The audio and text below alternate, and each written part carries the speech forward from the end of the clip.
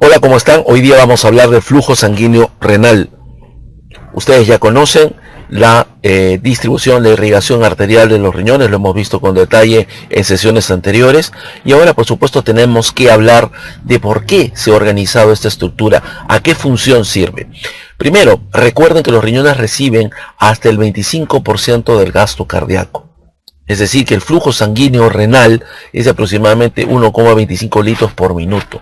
Esta es una cantidad sumamente elevada de sangre y si pensamos en su objetivo, claramente no es el cumplir con las demandas metabólicas del riñón. Supera con creces las demandas metabólicas del riñón.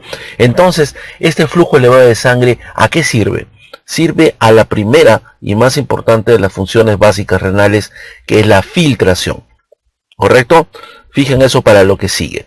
Ambos riñones pesan 300 gramos. Imagínense entonces que el tejido renal recibe 4 mililitros de sangre por minuto por cada gramo de tejido renal. Esta cantidad de sangre es sumamente elevada y solamente es superada por la neurohipófisis y los cuerpos carotídeos.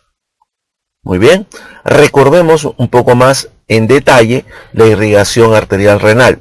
Tenemos acá la arteria renal, a su primera rama, que es la arteria suprarrenal inferior. Vemos también una arteria ureteral, que va a irrigar parte de la pelvis y la porción superior del uréter.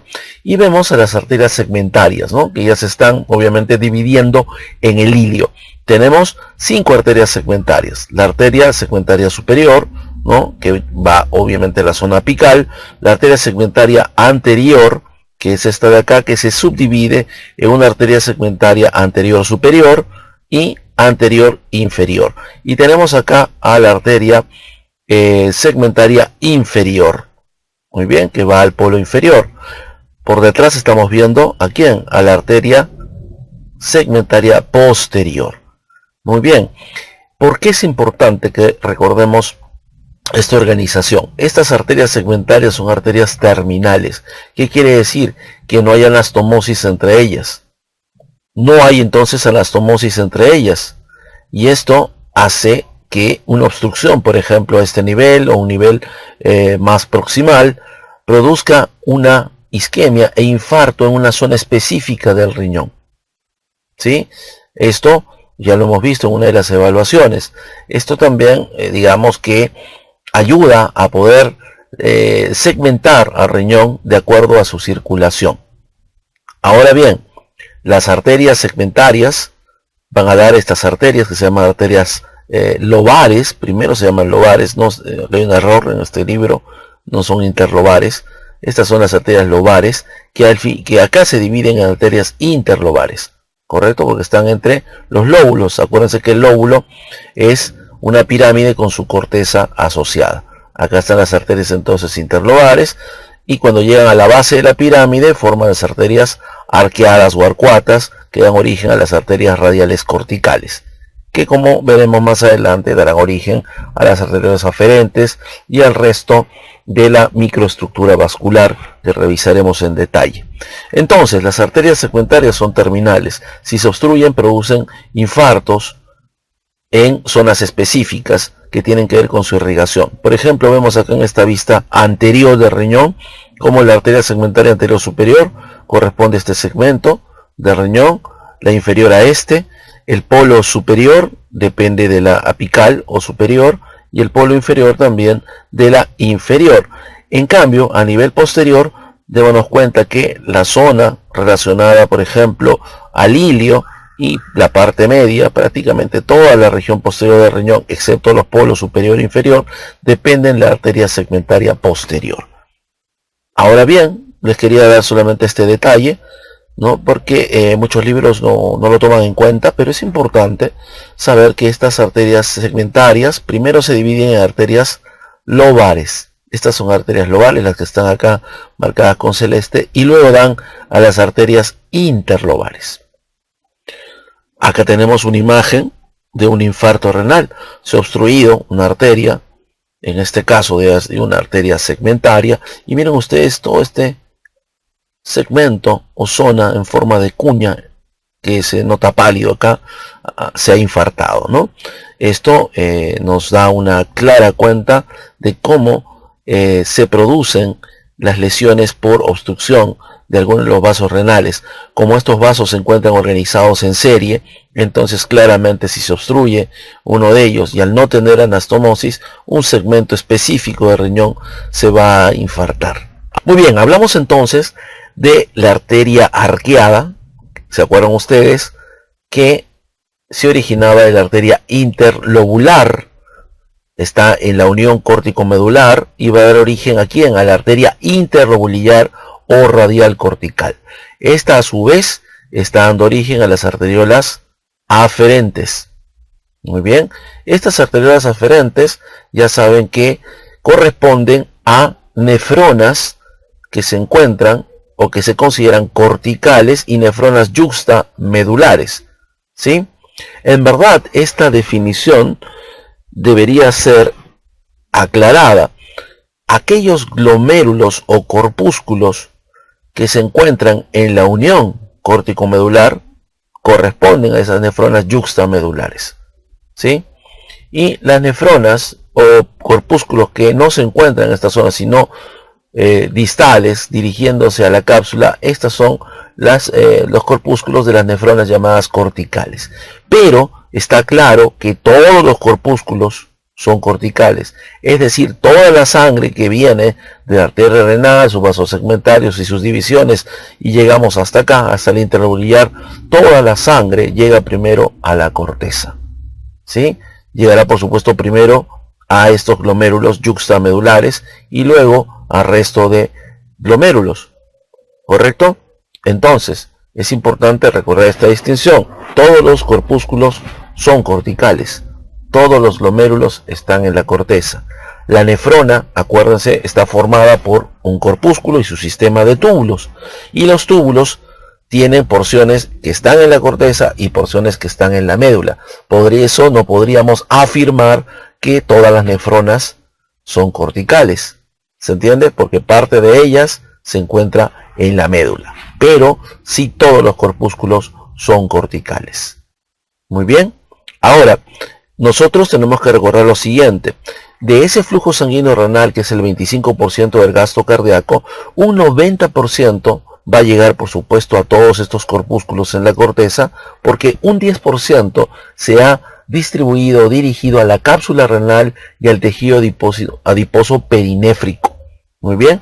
Y de este 90% que llega a la corteza, a los glomérulos corticales, el 85% va a distribuirse en los glomérulos que tienen que ver con las nefronas corticales netamente, y se van a continuar fluyendo en los capilares peritubulares. Y solamente un 5 a 10% del flujo sanguíneo renal que llega obviamente a la corteza va a dirigirse hacia la médula, gracias a quienes, a los vasos rectos descendentes que provienen de los glomérulos que corresponden a las nefronas yuxtamedulares. Muy bien, no olviden por favor esta distribución. Esto claramente nos dice lo siguiente, que la médula está mucho menos perfundida que la corteza y que la médula de todas maneras es mucho más susceptible a la isquemia, ¿correcto? Pero más adelante veremos que esta hipoperfusión, este bajo flujo que se produce en los vasos rectos, sirve a uno de los procesos más importantes en un paciente, por ejemplo, deshidratado, que es la capacidad de concentrar la orina, es decir, de reabsorber agua del sistema colector, específicamente el conducto colector, hacia los vasos, a la sangre, y por lo tanto tratar de mejorar la volemia. Eso lo vamos a ver en detalle más adelante. Continuemos. Si ustedes se dan cuenta, este sistema de arteriolas y capilares es totalmente diferente a lo que nosotros vemos en la gran mayoría de los tejidos, donde hay una arteriola que da origen a un plexo capilar y hay una vénula que se continúa con venas. Acá no. ¿Qué es lo que tenemos? Tenemos una arteriola, capilares en forma de glomérulo, que es un ovillo, ¿sí? Luego se ve otra arteriola, que es la arteriola eferente, y la arteriola eferente de origen a otro plexo de capilares, ¿sí? El capilar peritubular, que es el más abundante, ya dijimos, que se encuentra en relación con las nefronas corticales, y en el caso de las nefronas yuxtamedulares, la arteriola eferente de los corpúsculos de estas nefronas dan origen a los vasos rectos, que son otros capilares también. Entonces, acá tenemos una organización muy diferente. Tenemos una arteriola seguida de capilar, otra arteriola y otro capilar. ¿Por qué? Tenemos que preguntarnos por qué este sistema se encuentra en el riñón. Tiene que ver específicamente con lo que dijimos hace un momento. El elevado flujo sanguíneo renal sirve predominantemente para mantener una adecuada filtración glomerular. ¿De acuerdo? Filtración. Entonces, este sistema está hecho ¿para qué? Para preservar la filtración glomerular. Y secundariamente va a promover también la reabsorción, como veremos en este momento. Muy bien, tenemos a la arteria interlobulillar, correcto, está dando origen ¿a quién? A una arteriola aferente que vamos a llamar resistencia 1. Muy bien, acá están los capilares glomerulares donde se va a producir la filtración. TFG significa tasa de filtración glomerular. Ya vamos a ver más adelante con detalle qué significa, pero entendamos que es obviamente la cantidad de plasma que se filtra a este nivel. Y luego vemos la arteriola eferente, que llamaremos resistencia 2. Muy bien, luego se continúan los capilares, ya sean peritubulares o vasos rectos, y vamos a darnos cuenta acá de lo siguiente. Fijen por favor este concepto. Dense cuenta que la presión del capilar glomerular es sumamente elevada. La presión de un capilar sistémico promedio no pasa los 20 milímetros de mercurio. 20-25 milímetros de mercurio. Pero ¿cuánto puede llegar la presión de un capilar glomerular? De 45 a 60 milímetros de mercurio. Prácticamente el doble, si es que no es más. ¿Cómo así? Este capilar glomerular, que sabemos que es un capilar fenestrado, alcanza una presión tan elevada. La explicación la tiene justamente la organización de este sistema porta-arterial. Esta resistencia, la resistencia 2, que corresponde a quién? A la arteriola eferente, que de por sí es la que ofrece mayor resistencia al flujo de todo el sistema vascular renal, va a determinar ¿qué cosa? Que la presión en los capilares aumente. Acá hay un estado de semicontracción permanente que tiene que ver principalmente con ¿qué? Con la acción de la angiotensina 2, que va a mantener una presión elevada dentro de los capilares glomerulares. Ya vamos a ver los mecanismos por los que esta elevada presión se mantiene. ¿Correcto? Entonces no se olviden, la arteriola eferente es la responsable de la presión intraglomerular elevada.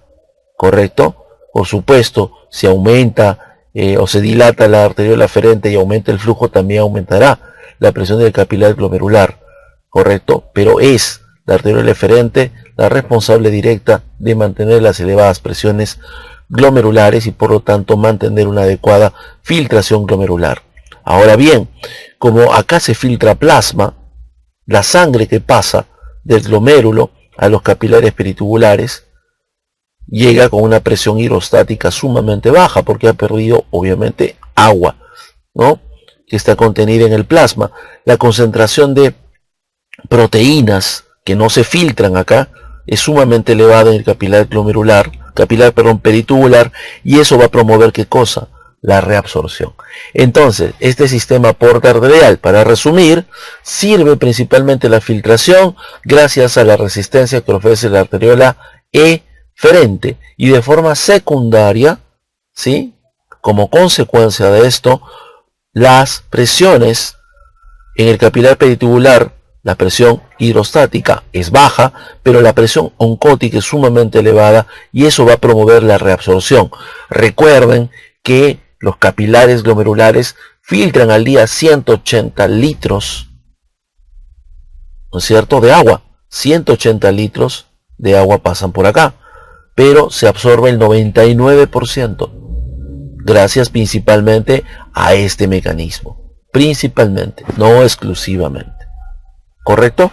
Muy bien. Ahora bien, ¿qué pasará si es que se contraen o se dilatan de forma individual estas arteriolas? ¿Qué pasará con la presión del capilar glomerular, con la presión del capilar peritubular y con el flujo sanguíneo renal? Veamos. Si es que, por ejemplo, se produce la constricción de la arteriola eferente, resistencia 2, claramente aumenta la presión del capilar glomerular y disminuye la presión del capilar peritubular, ¿sí? Porque esto va a promover mayor filtración de agua. Muy bien. Por supuesto, la contracción de la arteriola eferente producirá una disminución del flujo sanguíneo renal. ¿Ok? La dilatación de la arteriola eferente producirá un cambio opuesto. ¿Qué pasará con la presión del capilar glomerular? Disminuye. Por lo tanto, la presión del capilar peritubular aumenta, ¿sí? Porque más sangre va a pasar, obviamente, al capilar peritubular, ¿sí? Muy bien. Y el flujo sanguíneo renal tiene que aumentar. Correcto. ¿Qué pasará si se contrae la arteriola aferente? La presión del capilar glomerular va a disminuir, la presión del capilar peritubular también va a disminuir y el flujo sanguíneo renal también disminuirá. Pero si se dilata la arteriola aferente, aumenta la presión del capilar glomerular y aumenta también la presión del capilar peritubular. El flujo sanguíneo renal también aumenta. Muy bien, ahora queda en ustedes averiguar, por ejemplo, cuál de estas circunstancias va a producir una mayor filtración. ¿Correcto? Una mayor filtración a nivel glomerular. Muy bien, lo dejamos de tarea. Continuemos. Ahora bien, cuando hablamos de autorregulación del flujo sanguíneo renal, si se dan cuenta ustedes en este esquema, se correlaciona el flujo sanguíneo renal con la presión arterial media. Ya sabemos el concepto, ¿no? El concepto de autorregulación quiere decir que en un rango de presiones de arteriales medias, el flujo sanguíneo renal se debe mantener estable. ¿Sí? Son obviamente características de ciertos órganos. Entre ellos obviamente está el riñón. A esto se llama autorregulación. Mantener un flujo sanguíneo renal estable entre un rango de presiones arteriales medias. Esto, por supuesto, acuérdense, tiene relación directa o como objetivo principal mantener la tasa de filtración glomerular. Si el flujo sanguíneo renal se mantiene estable, la tasa de filtración glomerular se mantiene también estable. Y eso es el objetivo principal del flujo sanguíneo renal. Muy bien, ya conocemos este gráfico, sabemos muy bien que, por ejemplo, si partimos de acá, de el diámetro de la arteriola eferente, en este punto de la presión, y vemos que la presión arterial media comienza a aumentar, ¿qué va a suceder con el diámetro de la arteriola eferente? Va a disminuir su radio, aumentará su resistencia y por lo tanto ese aumento inicial del flujo sanguíneo nuevamente regresará a lo normal. ¿Se entiende? Va a haber seguramente elevaciones pasajeras del flujo sanguíneo renal producto de aumento de la presión, pero al reducirse el radio de la arteriola, el flujo se mantiene constante. Y lo mismo será si la presión disminuye. Si estamos en este punto, con este diámetro, y la presión comienza a disminuir, el flujo sanguíneo va a comenzar a disminuir. Pero ¿qué hará inmediatamente la arteriola eferente? Se dilatará, ¿para qué? Para mantener el flujo sanguíneo renal. Por supuesto, hay límites. El límite inferior para el riñón es la presión arterial media menor de 80 milímetros de mercurio. A partir de este punto, ¿qué va a suceder? Si baja la presión arterial, el flujo sanguíneo renal baja también de forma proporcional.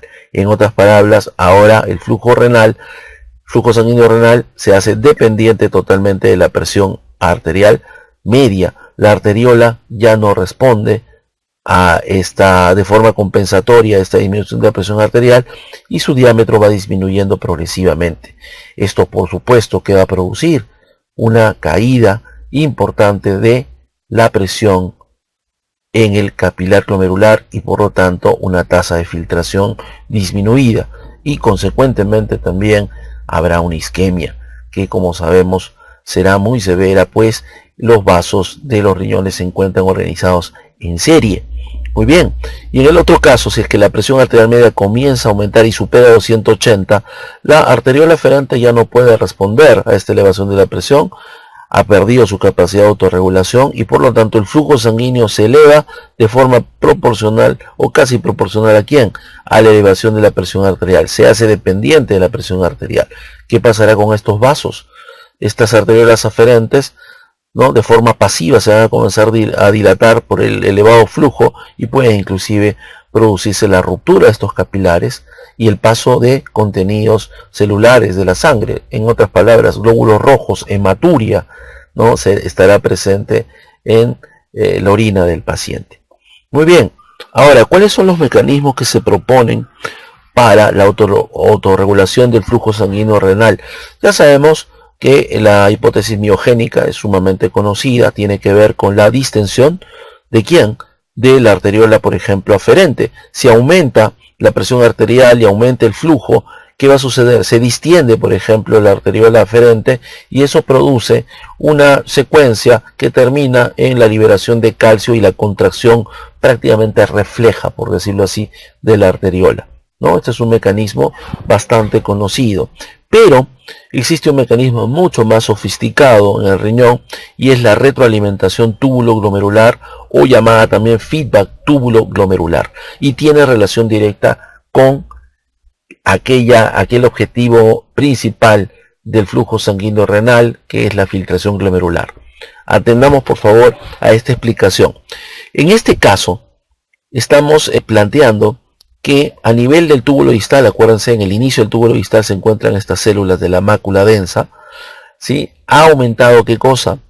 La concentración de sodio, cloro y potasio. Esto porque ha aumentado la filtración glomerular. ¿Qué quiere decir? Que hay un exceso o un aumento del flujo sanguíneo en el glomérulo y eso ha producido una mayor filtración de sodio, cloro y potasio.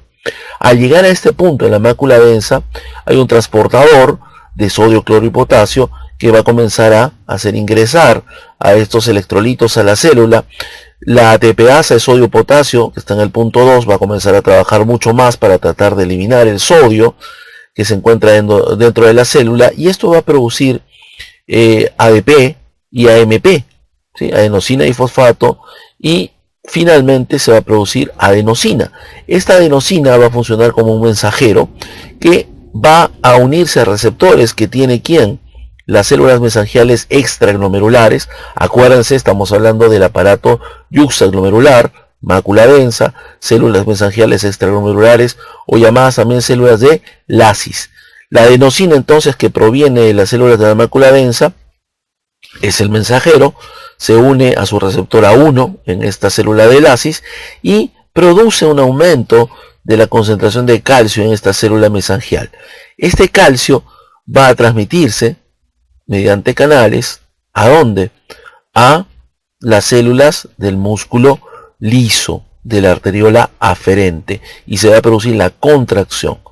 Estamos hablando de arteriola aferente, si se contrae la arteriola aferente, ¿qué va a pasar? El flujo que había aumentado ahora va a disminuir, ¿no? Porque va a aumentar la resistencia de la arteriola aferente. Y de manera simultánea, este calcio también que va a producir en otras de las células que se encuentran en la pared de la arteriola aferente, estamos hablando de las células granulares, va a hacer que esta arteriola aferente disminuya su secreción de renina. Si disminuye la secreción de renina, finalmente va a disminuir también la concentración de angiotensina 2. Y si disminuye la concentración de angiotensina 2, ¿qué va a suceder? Acuérdense que la arteriola eferente depende de angiotensina 2. Entonces la arteriola eferente se relajará un poco, disminuirá la presión intraglomerular y por lo tanto disminuirá también la filtración. Secundariamente, por supuesto, la angiotensina 2 a su vez, ¿qué va a hacer? Al disminuir la secreción de renina y disminuir la angiotensina 2, también a mediano plazo va a disminuir los niveles de aldosterona, que sabemos muy bien que reabsorbe agua y sodio y aumentaría la volemia y también el flujo sanguíneo renal. Entonces, está claramente establecido que este sistema de retroalimentación túbulo-glomerular que usa al aparato yuxtaglomerular lo hace ¿para qué?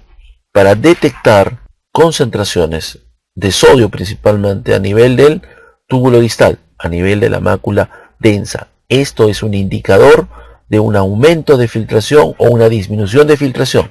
Si la concentración del sodio aumenta acá, ha habido un aumento de la filtración y por ende un aumento del flujo sanguíneo renal que debe disminuir. Si la concentración de sodio ha disminuido, quiere decir que había una disminución del flujo sanguíneo y el flujo sanguíneo debe aumentar. Si el sodio se hubiera disminuido acá, habría menos adenosina y por lo tanto menos calcio pasaría ¿a dónde?